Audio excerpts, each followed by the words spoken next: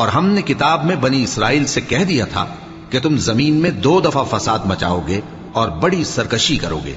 پس جب پہلے وعدے کا وقت آیا تو ہم نے اپنے سخت لڑائی لڑنے والے بندے تم پر مسلط کر دیے اور وہ شہروں کے اندر پھیل گئے اور وہ وعدہ پورا ہو کر رہا. پھر ہم نے دوسری بار تم کو ان پر غلبہ دیا اور مال اور بیٹوں سے تمہاری مدد کی اور تم کو جماعت کثیر بنا دیا. اگر تم نیکوکاری کرو گے تو اپنی جانوں کے لیے کرو گے اور اگر اعمال بد کرو گے تو ان کا وبال بھی تمہاری ہی جانوں پر ہوگا.